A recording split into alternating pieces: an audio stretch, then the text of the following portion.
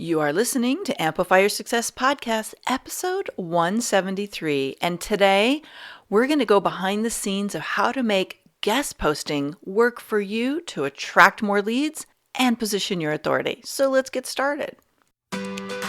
Welcome to the Amplify Your Success Podcast. Hey, are you a thought leader, creative entrepreneur, or change maker and want to magnify your impact, boost influence while creating a financial abundance?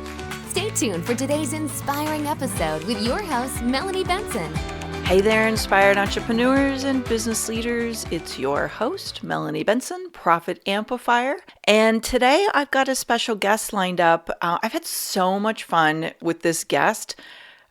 Talk about a online social media connection that really amplifies great results. This has been a really fun unfolding. Met this woman on Twitter, watched what she was doing. We had a back and forth, and then brought her on to talk about writing guest posts for other people's articles. And it's such a great example of how putting yourself out there and really using social media can pay off in a lot of different ways.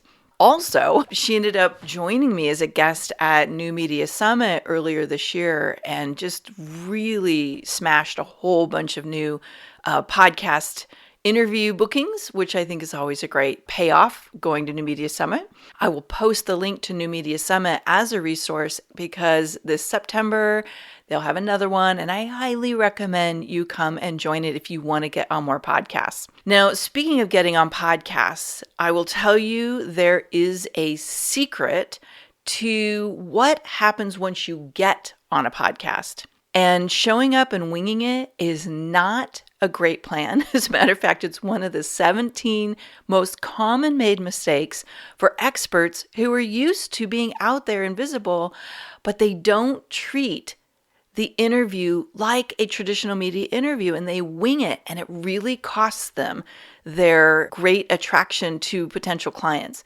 So I put together the 17 most common mistakes that I see people making in their podcast interviews, and I'm sharing it with you at getmagneticmessaging.com/report. I hope you will go over there and download it if you want to get on more podcast interviews, if you're doing virtual summits, if you're doing any kind of online interviews, or in general, you find that your messaging just isn't working. There are some golden nuggets in there for you at getmagneticmessaging.com/report. Now let's get into the episode.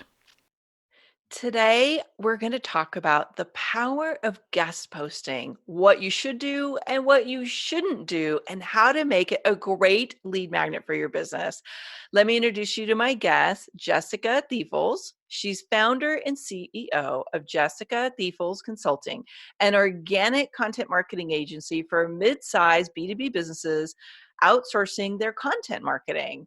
And I know everybody's crazy looking for those perfect people to outsource their content marketing. So pay attention today. She's been writing for more than 10 years and has been featured in top publications, including Forbes, Entrepreneur, and Fast Company.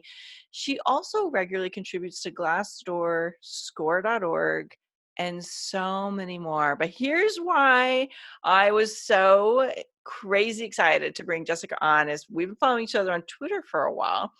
And I was loving how she was spinning her content on social media and really creating absolute real engagement.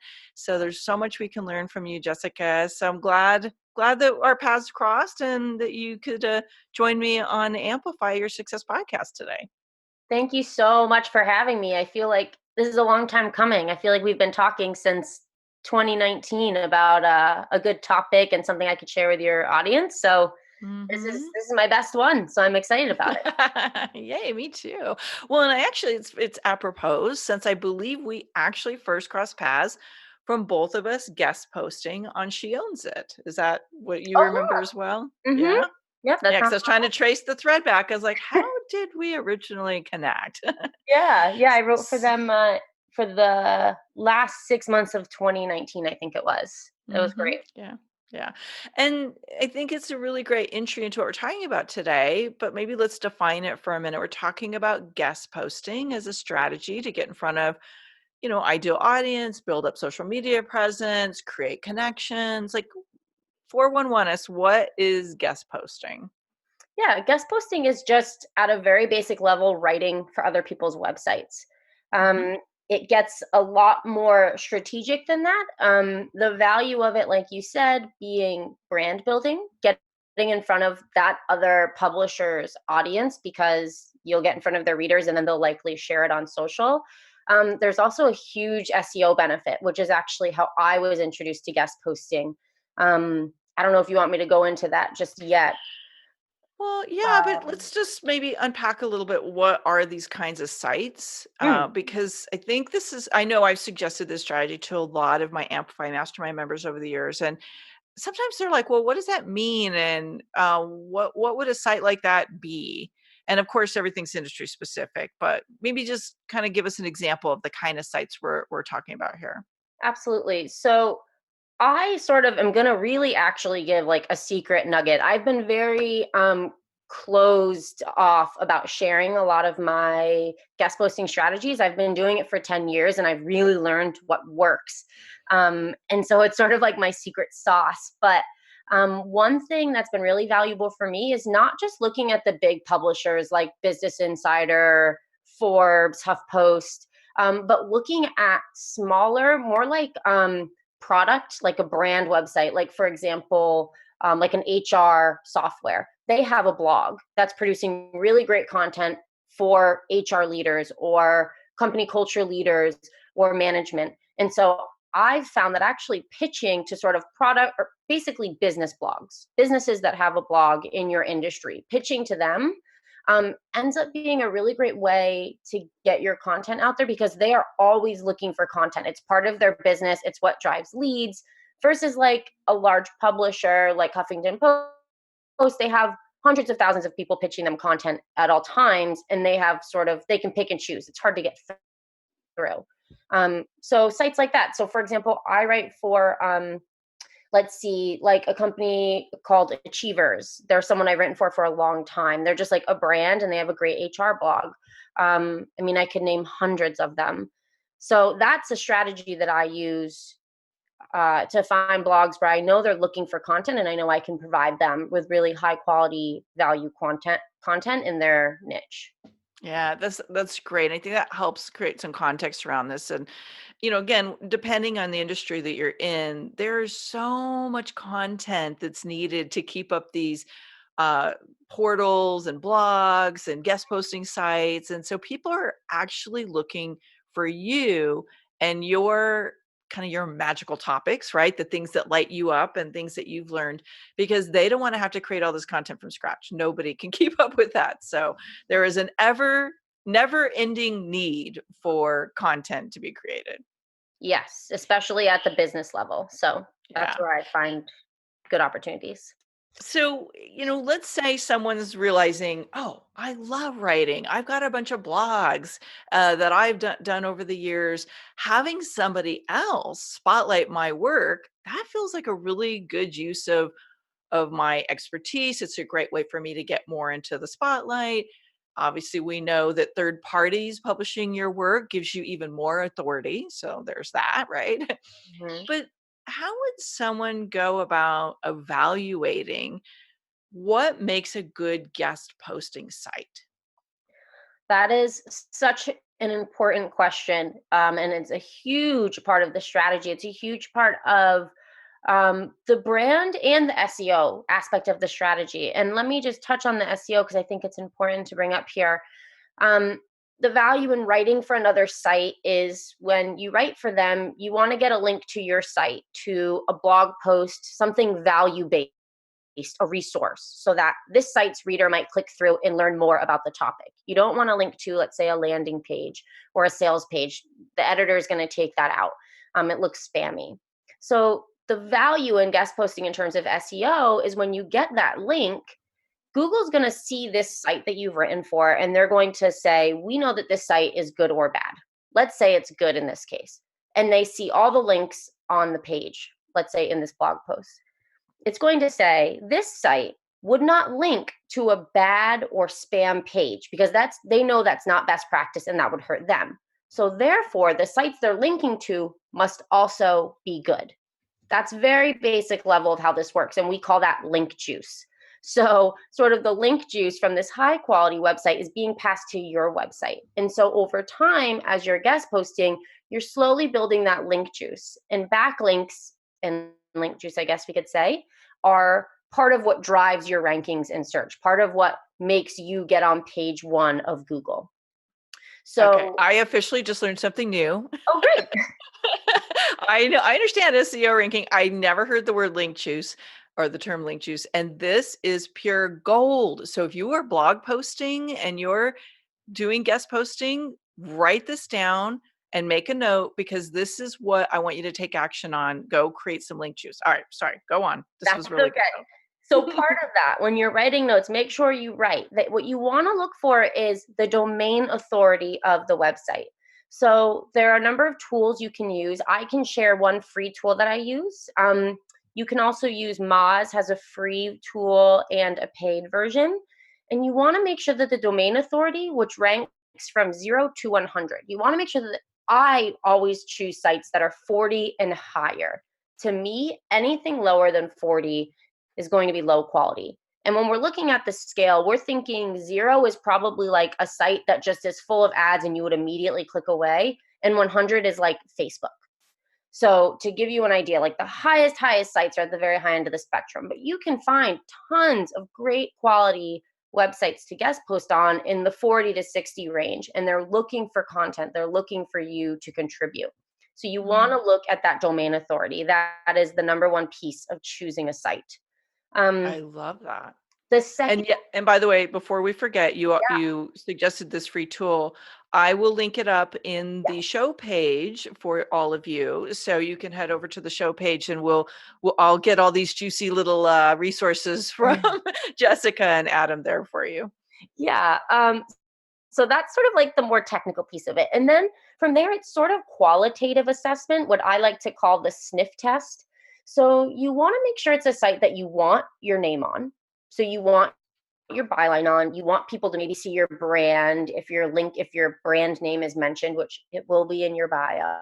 So you want to make sure it's a good site. And when I say good, I mean, you know the difference between spam and not spam, I suppose. So a site that's putting out great content.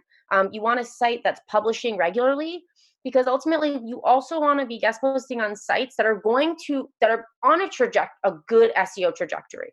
So you want to make sure that they are using best practices for linking, that they're publishing regularly, that their content is thorough, because that means that the longer your link is on that site and the more their site improves and gets higher in Google rankings, the better it's going to be for your site. So you want to think long term.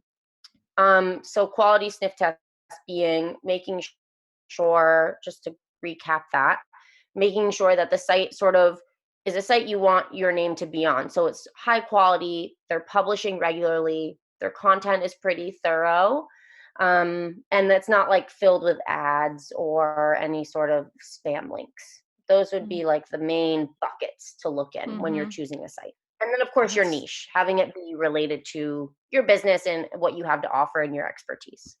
Absolutely. Yeah, and that's again, this goes back to, you got to know who your ideal client is. Are they perusing that site? Right. Can I add a couple of mine? Because your list is really awesome, but I was never that official. I love how thorough that is. I had a couple really simple things I look for. This might be my personality coming through, but one is, I always look for, do they make social media sharing easy from the Mm, site? Because right, like that was, we originally met on She Owns It, and that was something they did really well, is make it super shareable. Like they have a content sharing strategy built in. The other thing I was always looking at is how, like, is it easy for me to work with this company? Like I've literally been approached to write for people, and it would seem very appealing, but it was so challenging to work with them. I was mm. like, yeah, no, this is not going to work. And so those are a couple of my things I look at, is like, if somebody's making you jump through a whole bunch of hoops to get your stuff out there, and it doesn't really align for you, then maybe it's not the best fit. So those are the two I would add. Yes, I think those are both great pieces to add into that for sure. I'm always on the technical side of things for some Well, which reason. I That's love, but you know what, those technical pieces, especially the SEO component, is so huge because if you're gonna go through all the effort, I think it's really, and I think people mm-hmm. oftentimes are focused on these big name portals like Forbes particularly, but like you said, there's so many smaller companies that could really give you some great exposure to your ideal audience, Mm-hmm. but you know, you got to sniff them out. Yeah. I know you have been really great at sharing tips and ideas around how you get pitches accepted. Mm. Because I think this is, again, this place where people get a little sideways. They're like, well, I've pitched them several times, nothing's ever happened. I gave up, and then I never used the strategy. What's your secret sauce there? Yeah, I was gonna say I'm really giving away all my goods today. Ah, you're so awesome. You're a rock star. Um, so my secret sauce is to start without the pitch. So the thing is, you never know who in an organization is managing the blog. It could be the social media manager. Um, so I actually use a tool, and you should definitely link to this because it's hugely valuable. It's called Clearbit, and I think it was created as a sales tool for salespeople to find emails of various people within organizations. But I use it to find people within the organization that manage content, social media, or the blog. Um, so I find the person that seems like the closest potential fit, and I just send one sentence, just asking if they can connect me with the person who manages the blog, or if it's like, let's say, more of like a news site, I'll ask for the person who manages this particular section that I want to contribute to. Let's say like the finance section versus management. And then I wait for that response because I have found that if you pitch the wrong person and they don't know what to do with it, they're more than likely just going to ignore it. It's not like they're going to get it and be like, oh, this belongs to the person who runs the blog. They're probably busy. So they're more like, oh, I'm going to ignore. And then you'll never get a response. So before you waste your pitch, get through to the right person. That's like the secret of the secret sauce right there. Oh, that I would never have thought to do that. That's great. So it's the anti-pitch really. Yeah, exactly. You just want to talk to someone. You just want to Mhm. get into there because also a lot of people, even these company blogs, even the editors of the blogs that are just for like, different organizations, they still get tons of really spammy guest post requests. There's so much of it out there. I know I get a ton of it. You probably get a ton of it, even I if do. you run a successful website with a great blog. Um, so I think they're triggered to ignore that versus like just like really simple question that's really easy for them to answer. And then when you get the right person, it's like you've already been passed from one person within the organization to another person. So you sort of have that a little bit more um I don't know, familiarity, I guess. It's not like a pitch out of nowhere. It's like, oh, this person reached out to me. Here's this person. And then the blog editor is like, hi, I manage the blog. What can I do for you? Sort of a warmer intro, I guess. Mhm. Yeah, and I think also, we forget sometimes it is relationship first. Yes. It's not always going to look that way, but and you get this because this is how you warmed me up. It's like, what can you do to create some rapport and connection with somebody before you make that pitch, right? Right. And I think we forget sometimes that we kind of have to do our due diligence to build that up because people are getting pitched all day long. They're like, delete, delete, delete. Mhm. Yeah, you Yep. you were a pro at that. Yeah. Well, I mean, that's how I have relationships that I like editorial relationships that I've had for 5+ years, sites that I've been writing for 5+ years. And yeah, it pays off. It pays off in the long run if you're willing to sort of play the long game, I guess. Mm. You know, I want to just maybe take a step back and ask you a couple questions about your content marketing agency for a minute, because I know you're generously giving a lot away of your secret sauce. But is this something you do for your clients? You pitch them to your tried and true relationship sites, or I'm sorry, not relationship sites, but the portals that you write for and people you have a relationship with? Yep, exactly. Yeah. Okay, good. So if you're listening in and you're like, okay, this is starting to feel like a lot of work and you want to make it simple, just know Jessica can do this for you. Yeah, Oh, that's why I'm kind of okay to give away my secret sauce, because really the even bigger secret is like it just takes time. It's a mm, very the biggest thing, and you've probably seen this on Twitter because I talk about this a lot, is it's so important to be manual. And so it mhm, takes time. If you mhm. use an automated tool, you really risk reaching the wrong people, and that's an automatic delete. I can't tell you how many emails I get of people pitching me topics that have nothing to do with my blog. Um, and clients' blogs in the past that I've managed. So it takes a lot of time and there's a lot of follow up and you have to be consistent. I mean, my marketing coordinator does my research for my clients because I'm lucky enough to have her. And I pitch upwards of 30 to 40 sites a week. Um, Mhm. and that doesn't include follow ups. I send about 10, I reach out to 10 sites per client per week. And then I send follow ups. And those are basically following up with the emails I sent the week before. So upwards of like Mhm. 60 emails a week. So if you want to do it consistently, it is a big project. Yeah. It is a full-time job, yes. Yeah. I think that's why a lot of people don't really do this to that level. They kind Yes. throw a few things out and see what bites, but it's really like as we've always said in business, it's all about the follow-up.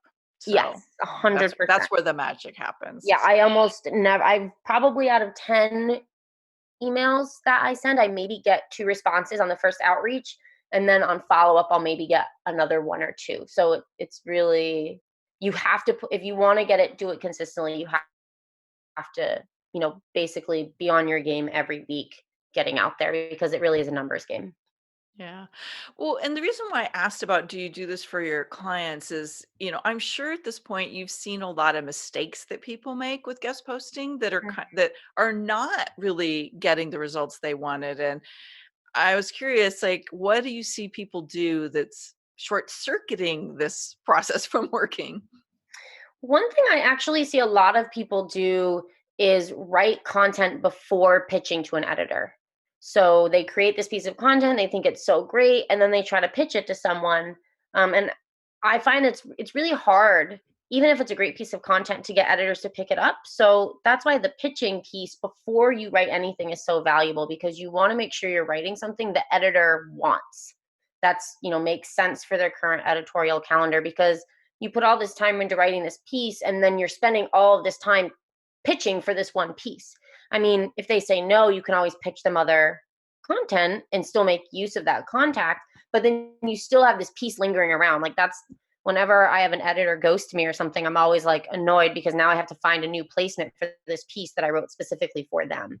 So Mhm. getting your idea nailed down the editor first would be a tip, something to avoid that problem of dragging that piece along, trying to find a place for it. Yeah, that's good advice. And as you're talking, I'm realizing, there really are a couple of different platforms we're talking about here. One is you're like a columnist where you write regularly for a portal or an online magazine or something of that nature. And the other is what you're talking about right now, which is you're going to pitch a magazine or some kind of an article distribution site, a particular idea, and that's a very different strategy. That's where a lot of this follow-up comes through. So I just wanted to draw that distinction because I realize there's actually two really big strategies. Is there any others that we should outline here? Well, I do the same for anyone that I talk to. The only way that I would change my strategy, so I will always pitch a store ideas up front. I will pitch 2 to 3 usually, because editors love having choices. Um, I do that for anybody, from like a software that has a blog to maybe a larger publisher. The only time I wouldn't pitch using that strategy is if I'm trying to pitch a byline for a client. And so if I'm pitching, let's say maybe a bigger name, or maybe a really niche journal, like in healthcare, let's say, or technology, and I'm pitching an idea for the CMO, my client CMO, to write. Then I'm more giving in my initial pitch, once I get through, I'm more giving like a backstory on the CMO and sort of like, this is the data we're going to use to create this piece for you. And so it's something a bit more specific versus Mhm. something maybe bylined by me that I know I can fit my client link into any of these 3 or 4 ideas. They seem to fit for the site, so whatever they want to roll with will do. if that makes Mm. sense. Yeah, yeah. I think what I'm hearing you say is that this is a strategy, and you got to work the strategy. And it's kind of nice if you have somebody else that can do it for you. Yeah. Yeah, content marketing is the most popular thing for businesses to outsource, and this is why. I mean, this is just one tiny piece of the whole content marketing pie, and even smaller piece of SEO. So there's so much to think about in the realm of content marketing, and this is just one little piece of that. Yeah. I'm imagining our listeners are very intrigued at this point. Is there a first step that would make sense for you to offer our listener today to get to know you better, or maybe a resource you have? Sure, I can offer a really great resource. It's my competitor analysis for content marketing. So, this is basically to ensure that you're creating a great content strategy based on what your competitors are doing, what the people in your space are doing. And so, I walk you through, I give you a template and a checklist, and I basically walk you through kind of snooping on your competitors and figuring out what they're doing. So then you can create a content strategy that might include link building, but more specifically about the type of content you create, how much you create, the topics you talk about. This walks you through how to figure out sort of where you fit in the competitive landscape and how to create content that sets you apart. I love that because well, you may not know this, but I'm all about how do you stand out in a crowded Mm, market, right? yeah. Yep. So, ooh, this is exciting. Okay, so let's see. The location that you gave me for this resource is jessicathiefels.com/analysis. Yep. Let's spell that for them, Jessica. Sure. It's JESSICATHIEF, as in Frank, ELS.com/analysis. Yay, thank you. And I will link that up in the show notes if you're scrambling for a pen or you're like, okay, whoa, I need a little help spelling that. No worries, we got you covered. I'm personally going to download this resource and use it as well. And I'm all about like how do we really make sure we're creating the right content that's getting in front of the right audiences? Because look, if you're going to do content marketing, you have to make sure that what you're doing is getting you in front of the right audiences. So, Jessica, Mhm. I'm really grateful that you've unpacked this strategy a bit for us because I think guest posting, like, let's just bottom line it. Like, why would you say someone who's not guest posting should consider doing that as an overall part of their content marketing strategy this year? Because if you're creating content, you're ideally getting it out to your audience through social media. Hopefully, you're also ideally getting it out to your audience through email, engaging your subscribers or previous customers. And this is one more piece and a really important piece because Google is looking at what is called your backlink profile. So that's all the sites that are linking to you. And there's already sites that are naturally linking to you that'll just sort of happen organically, but this is a way that you can control the quality of that a little bit. So making sure that you're really getting those high quality sites linking back, especially to those new pieces. You want to be giving those pieces as much juice as you can to start ranking in Google. And this is a really in, important piece of making sure that happens. Yeah, so it is about the content you're writing, and Mhm. even more importantly, it's about getting that juice from the backlinks, which I never even thought of. So brilliant. Yes. Yeah.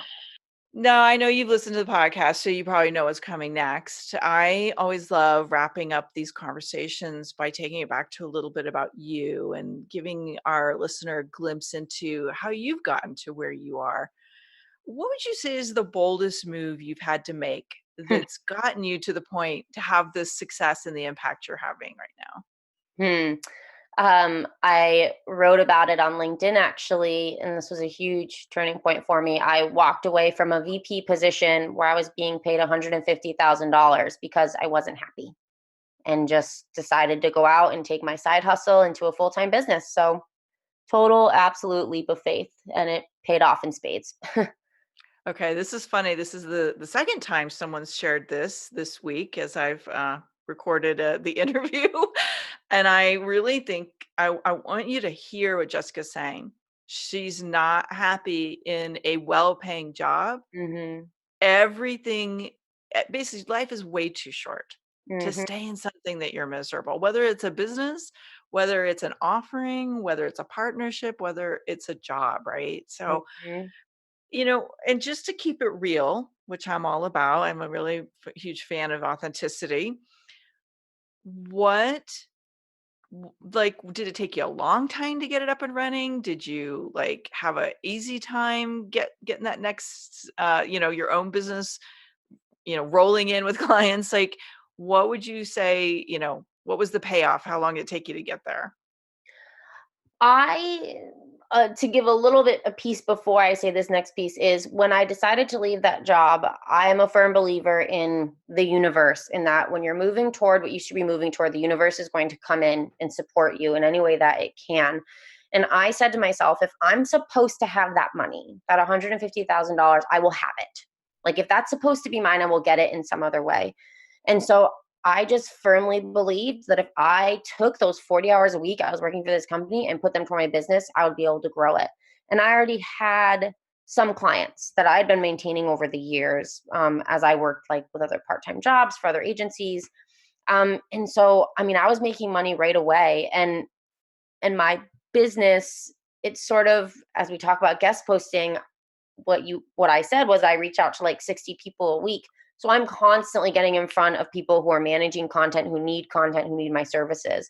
So I'm sort of lucky in that my business kind of organically fills itself, um, because I'm always reaching out to people. And so if they don't want to do a guest post, I have like a little template I send to them that says like, by the way, I do these things as well. And oftentimes that leads to a call, which leads to a new client.